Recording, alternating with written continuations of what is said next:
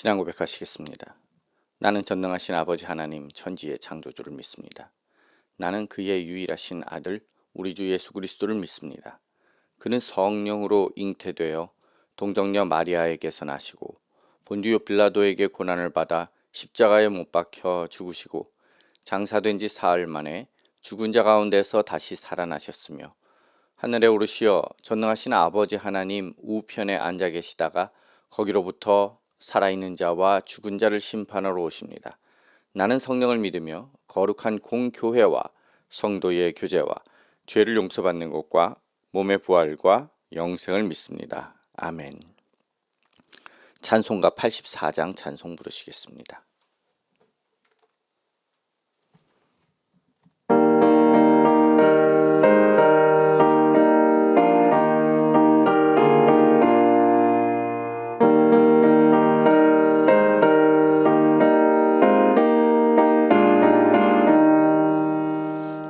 세상이 캄캄하여서 참 빛이 없었더니 그 빛나는 영광 나타나 온 세상 빛이었네.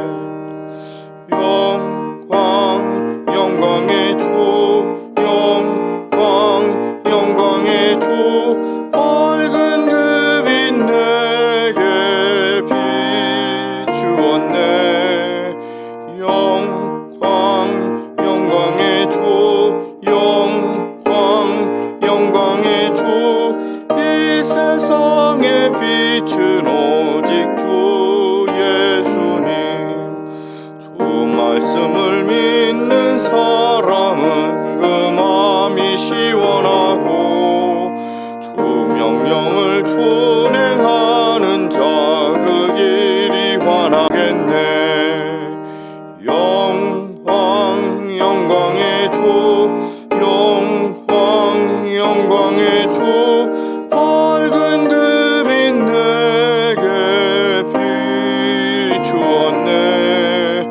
영광 영광의 주 영광 영광의 주 이 세상에 빛은 오직 주 예수님. 죄 가운데 사는 사람은 그 눈이 어두워도 그 죄악을 씻는 날에는 그 눈이 밝아지네. 영광 영광의 주 영광 영광의 주 밝은 그 빛 내게 비추었네. 영광 영광의 주 영광 영광의 주 이 세상에 빛은 오직 주 예수님. 함께 나누실 말씀은 누가복음 2장입니다. 누가복음 2장입니다. 누가복음 2장 중에서 11절을 대표절로 제가 대독하도록 하겠습니다. 신약성경 89면 내외에 있습니다. 누가복음 2장 11절을 제가 대독합니다. 오늘 다윗의 동네에 너희를 위하여 구주가 나셨으니 곧 그리스도 주시니라. 아멘. 기도하시겠습니다. 은혜 하나님을 찬양합니다. 그 높은 영광과 보좌를 다 버리시고 주님의 택한 백성을 구원하시고자 이 세상에 오신 그 놀라운 겸손과 놀라운 기적과 같은 지혜가 오늘 저희에게 허락되었사오니 우리도 깨닫게 하옵시고 특별히 오늘도 묵상하고 말씀을 상고하는 그 시대에 저희로 하여금 더욱더 하나님을 사랑하며 하나님께 순종하며 하나님을 따라가는 귀한 용기와 지혜가 능력이 있게 하옵소서. 감사하며 예수 그리스도 이름으로 기도드리옵나이다. 아멘.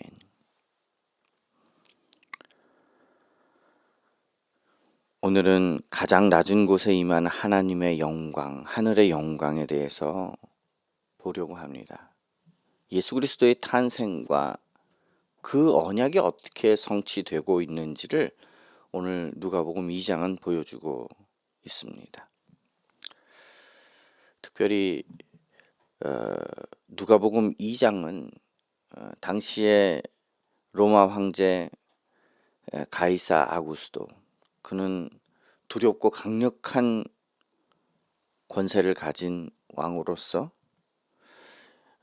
호적을 칙령으로 시작하는 내용이 누가복음 2장에 있습니다. 세상의 관점에서는 권력자의 명령에 의해서 온 세상이 움직이는 것처럼 보입니다.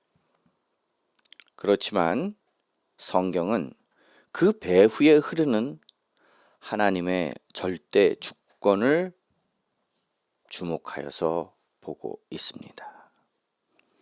당시 로마 황제는 세금 징수, 그리고 군인들을 모집하는 그 징집을 위해서 전 제국의 호적을 명령합니다.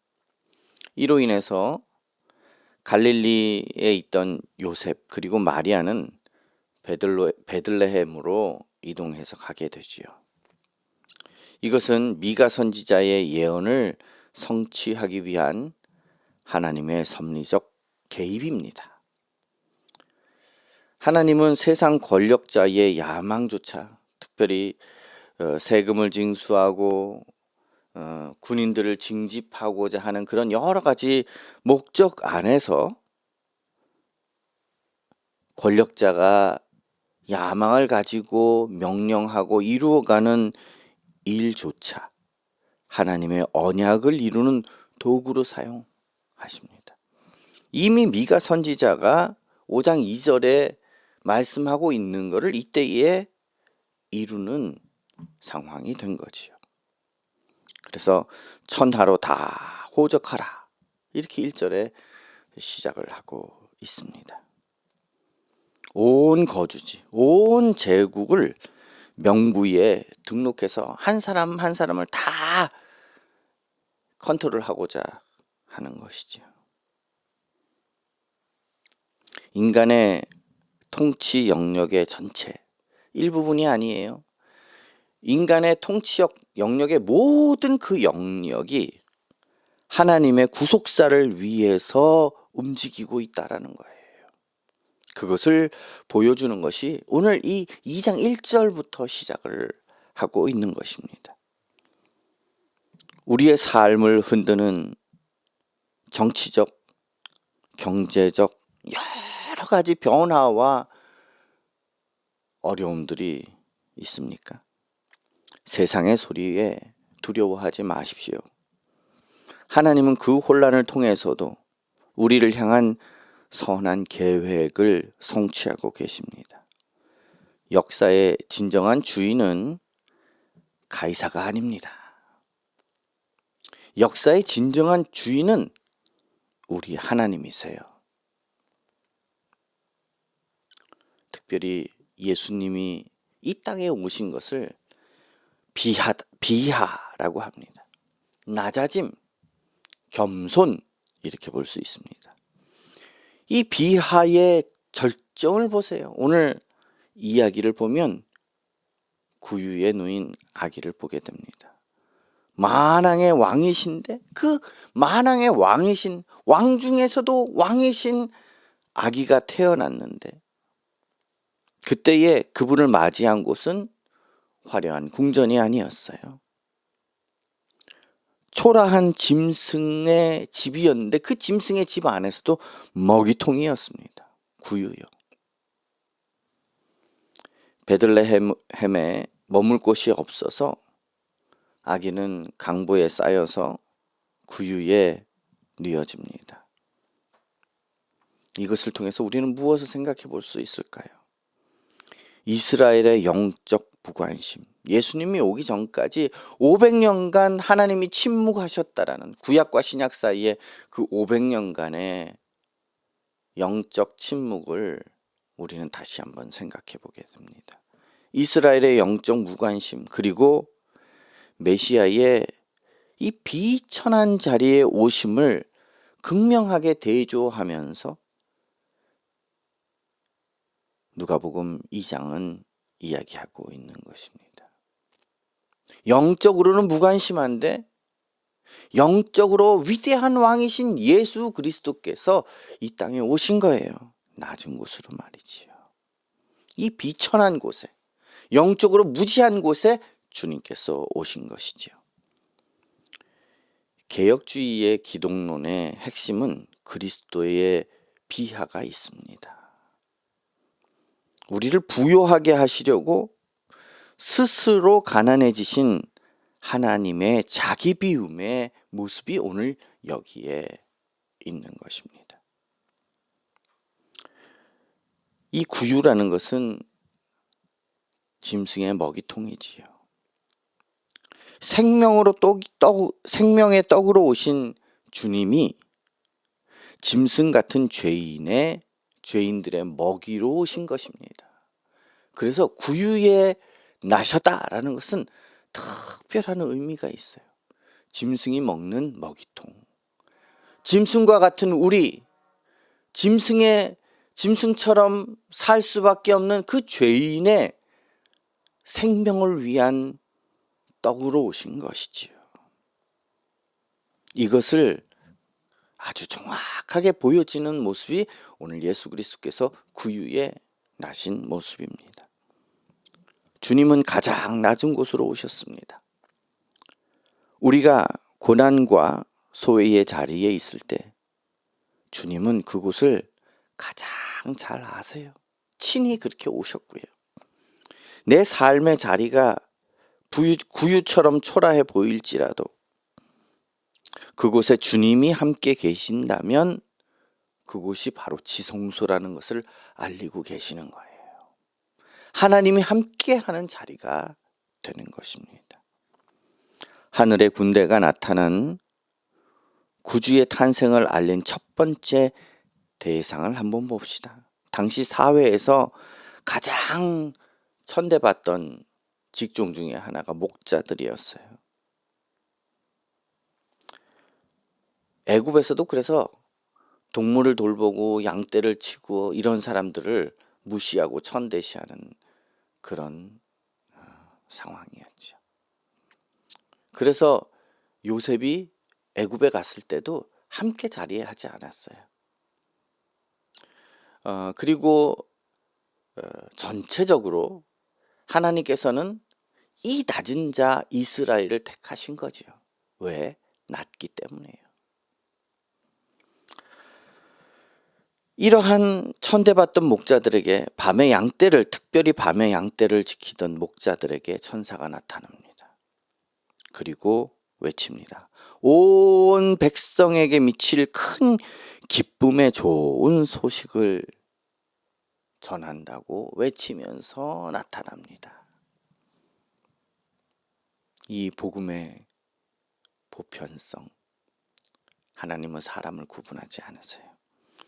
사람은 위대한 자, 부유한 자, 높은 자들을 선별해서 사귀고 가까이 하기를 원하지만 하나님의 복음은 공평합니다. 보편성을 가지고 있어요.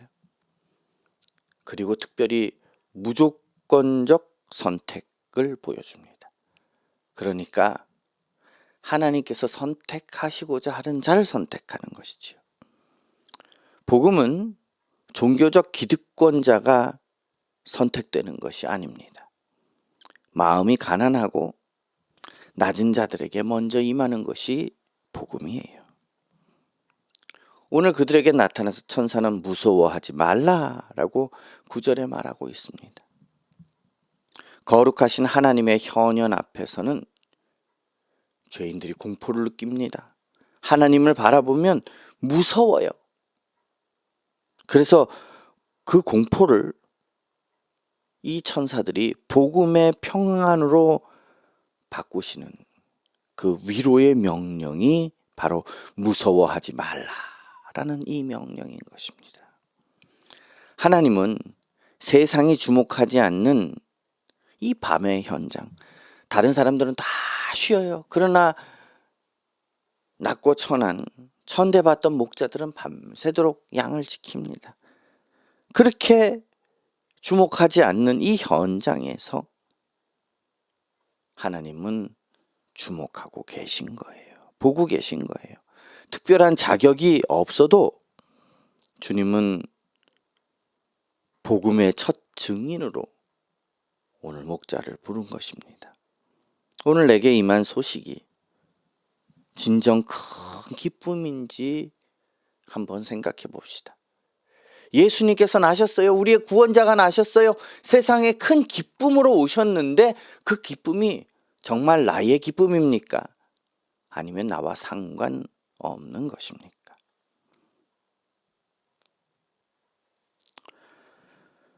천군 천사의 찬송은 성탄의 목적이 무엇인지를 명확하게 보여줍니다.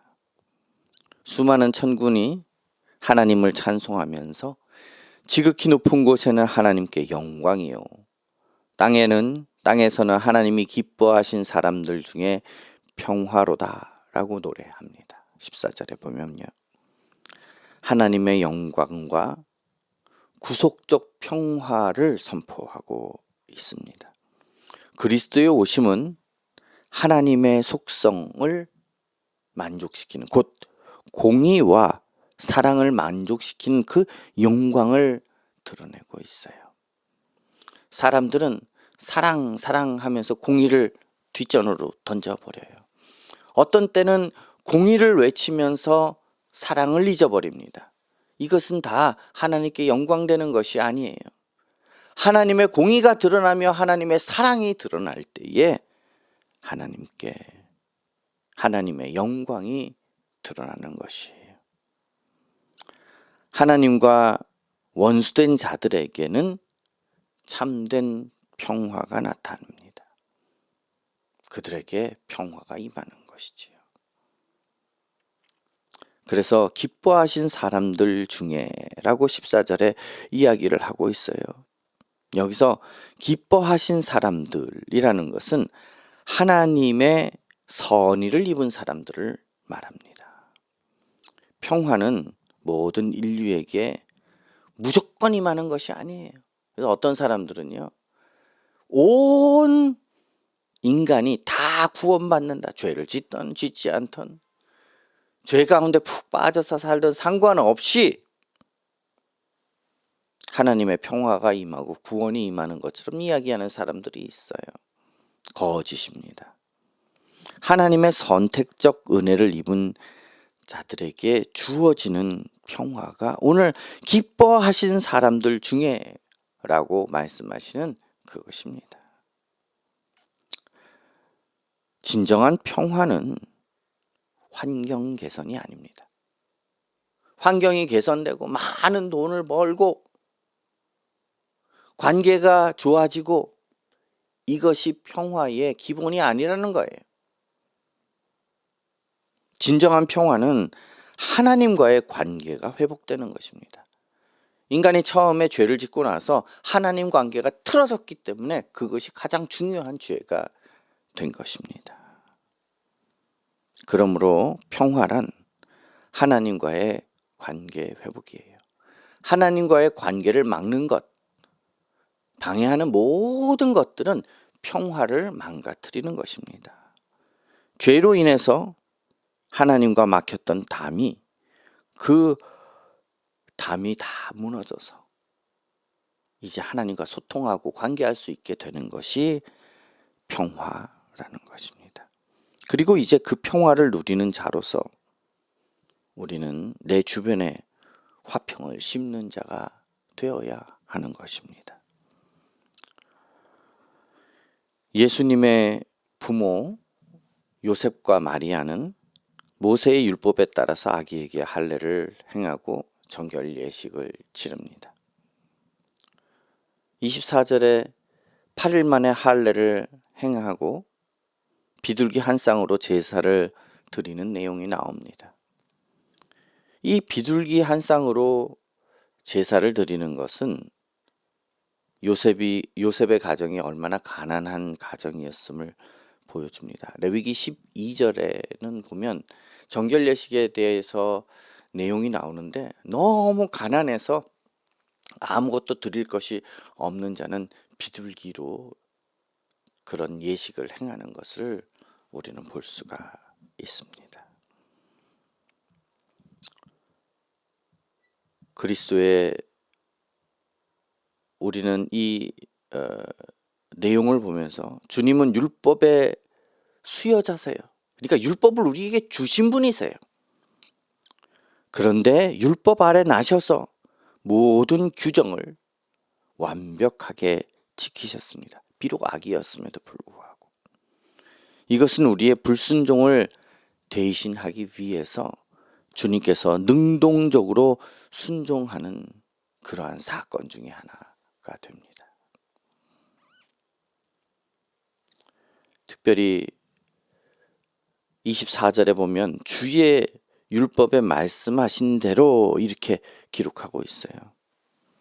저자 누가는 예수님의 생애가 철저하게 기록된 말씀이 성취되는 상황임을 반복해서 강조하고 있습니다. 주님은 우리의 구원을 위해 사소한 율법 조항까지도 신실하게 지키셨던 분이세요. 그리고 십자가에서 돌아가시기 직전에 다 이루었다 하고 선포하셨죠. 그렇게 하신 주님의 공로를 우리는 의지해야 하는 것입니다. 그러니까 처음부터 죽을 때까지 아기 때 나셔서 그때부터 율법을 다 지키기 시작하셔서 죽기 전까지 율법을 다 이루었다 하신 주님이세요. 그 주님을 의지하는 것입니다. 인간은 그렇게 할 수 없거든요. 그러므로 또한 우리도 자유의 율법 아래에 있는 자로서 주님의 말씀을 기쁨으로 준행하기를 힘쓰는 성숙한 삶을 살아가는 것입니다. 오늘 또한 2장에 보면 성령의 인도를 받던 사람들이 나옵니다. 첫 번째는 시므온입니다. 아기를 안고 예수 그리스도를 안고 인류의 구원을 선포합니다. 시므온은 이스라엘의 위로를 기다리던 경건한 자였습니다. 그가 죽기 전에 메시아를 보리라 하는 성령의 약속을 받았죠. 구속사의 연속성 그리고 확장성이 보입니다. 구원은 유대인을 넘어서 이방을 비추는 빛으로 확장해 나갑니다. 시므온의 노래를 보세요. 구원의 소망이 신약의 성취로 어떻게 이어지는지를 볼 수가 있습니다. 특별히 이방을 비추는 빛이라는 이 32절의 말씀을 보세요. 이방인들을 계시하기 위한 빛이라는, 그러니까 이방인들을 덮기 위한, 벗기기 위한 그런 빛이라는 것입니다. 어두웠어요, 이방은. 하나님을 알 수가 없었어요. 그런데 거기에 빛이 비친 것입니다. 그리고 그 어둡던 것들이 밝아집니다. 복음이 민족적 장벽을 허물고 이방에까지 전달될 것임을 이야기합니다. 시므온처럼 우리도 기다리는 형성이 필요합니다. 당장 눈앞에 응답이 없어도 성령의 약속을 붙들고 시므온처럼 인내해야 할 것입니다. 주님을 만나는 순간 우리의 모든 수고는 시므온이 찬송했던 것처럼 우리도 찬송으로 바뀔 것입니다. 또 한 명이 안나입니다. 성전을 떠나지 않는 경건한 여선지자였죠. 나이 많은 여선지 안나는 기도와 금식으로 메시아를 맞이하고 증언합니다. 나이는 84세가 된 과부예요. 이 안나는 성전을 떠나지 않고 주 야로 금식하며 기도했습니다. 그리고 그녀는 아기를 보고 하나님께 감사하며 예루살렘의 속량을 바라는 모든 자에게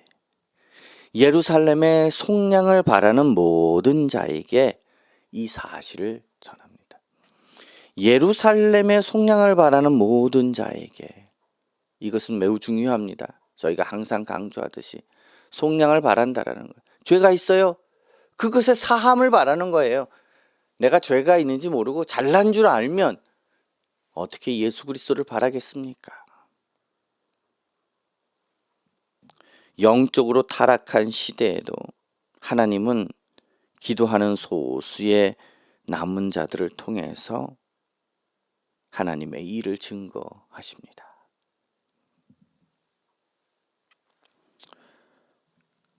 안나에 대해서 37절에 보면 섬기더니 이렇게 표현하고 있어요.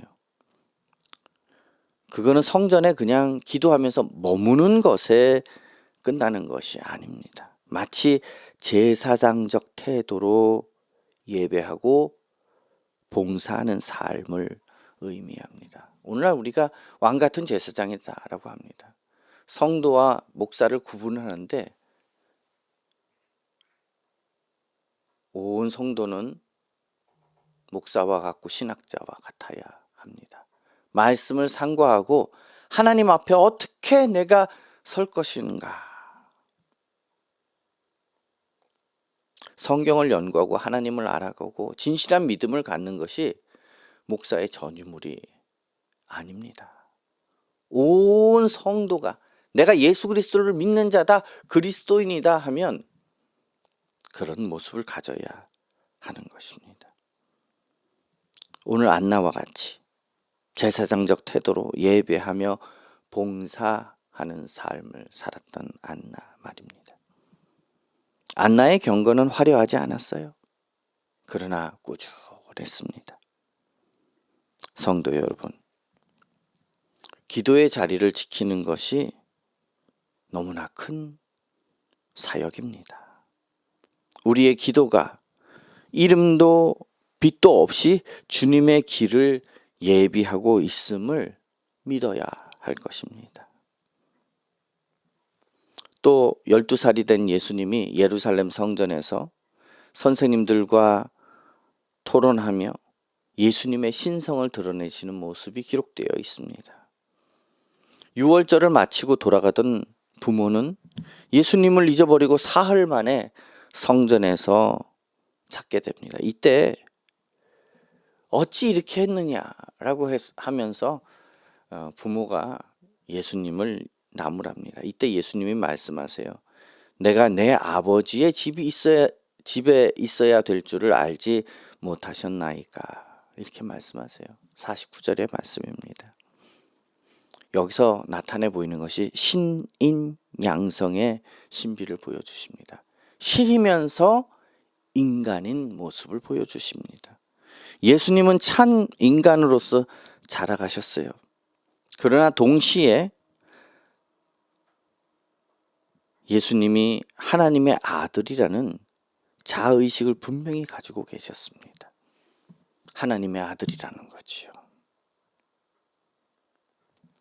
그래서 내 아버지의 집 이렇게 표현합니다. 직역하면 내 아버지께 속한 것들 안에 라는 뜻이에요. 이것을 보면 장소뿐만 아니라 하나님의 일, 하나님의 뜻 안에 거하는 삶을 의미하고 있는 것입니다. 우리 인생에서 우선순위는 어디에 있습니까? 내 아버지의 집에 머무는 것보다 세상 일에 더 분주하지는 않습니까? 소년 예수님처럼 우리도 하나님의 임재와 그분의 말씀 안에 거하는 것을 가장 큰 즐거움으로 삼아야 할 것입니다. 누가복음 2장은 예수님이 부모에게 순종하며 자라가셨다. 이렇게 51절에 기록을 하고 마무리됩니다. 예수님은 나사렛으로 내려가서 부모에게 순종하며 밭으셨고 지혜와 키가 자라가며 하나님과 사람에게 더욱 사랑스러워지셨다고 51절과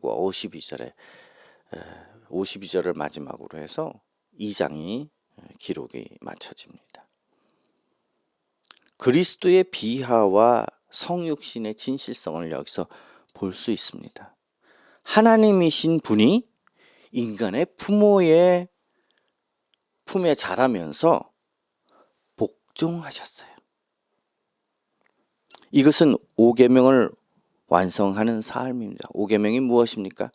부모를 공경하라. 성도가 세상 속에서 권위 앞에 어떻게 순종해야 하는지 보여주는 모범입니다. 요즘은 참으로 우려스러운 모습이 많아요. 특별히 외국에는 잘 모르겠지만 한국에서는 노인들을 경시하는 태도들이 너무나 많아지고 있습니다.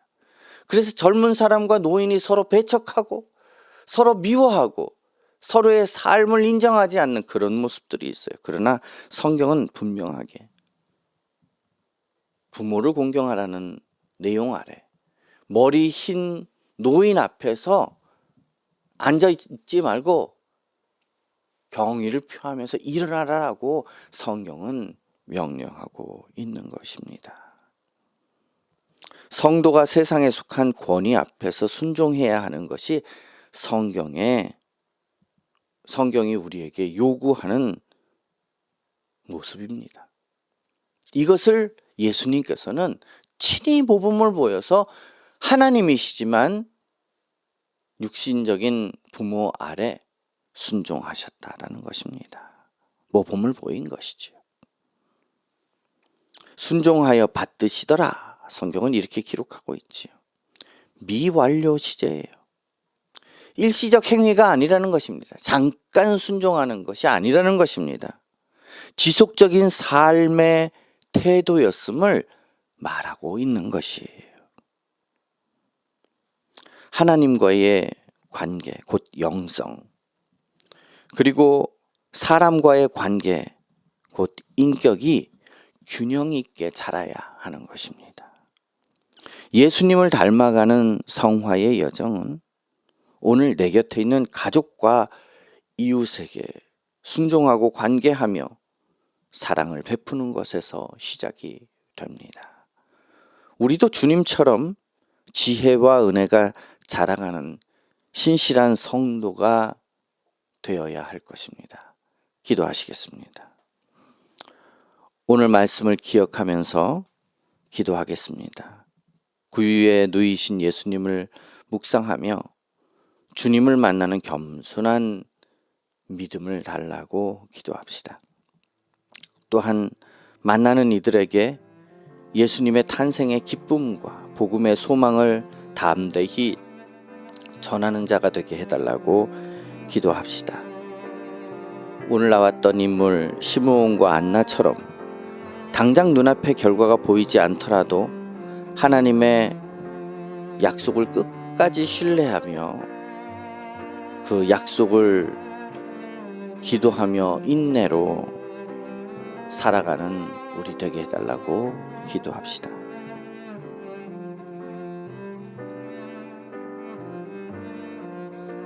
인류 구원의 빛을 알아본 시므온의 영안을 우리에게 동일하게 허락하시고 구원의 감격을 노래하는 찬양의 삶을 살게 해달라고 기도합시다.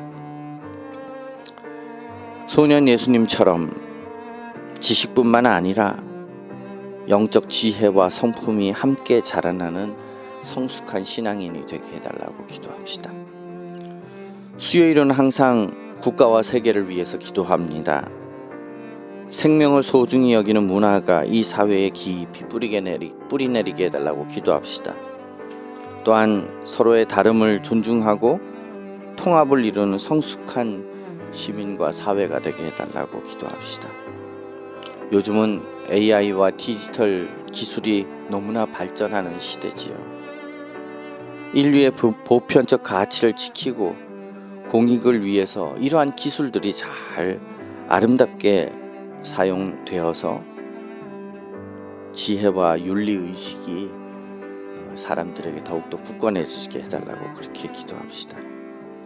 전쟁, 기아, 기후 변화로 사람들이 한 곳에 머물지 않고 여러 가지 어려움으로 이렇게 나그네 삶을 사는 사람들도 많습니다. 아름다운 그런 관계와 허용과 만남이 이루어지기를 소원합니다. 특별히 하나님의 뜻 안에서 오늘 하나님과의 관계가 가장 중요하다고 하였는데 그것을 알아가는 어디에 있든지 간에 그렇게 문제를 일으키는 나그네의 삶이 아니라 하나님 앞에서 아름답게 인정받고 하나님을 나타내는 그런 관계와 삶이었으면 좋겠습니다. 위에서 기도해 주십시오. 온라인이 발전을 하면서 가짜 뉴스, 혐오 표현 이런 것들이 가득한 그런 때가 됐습니다. 진실의 빛이 비추기를 원합니다. 마치 예수님이 이 세상에 빛으로 오셨듯이 말입니다. 그래서 거짓보다 비난보다 정직이 승리하는 올바른 정보가 넘치는 그런 국가와 세계가 되게 해달라고 함께 기도하도록 하겠습니다. 오늘 말씀을 기억하며 예수 그리스도를 나타내는 모든 그런 영광스러운 모습들이 우리 안에 나타나게 해달라고 다 같이 함께 말씀과 국가와 세계를 위해서 기도합니다. 하나님 아버지 은혜를 감사합니다.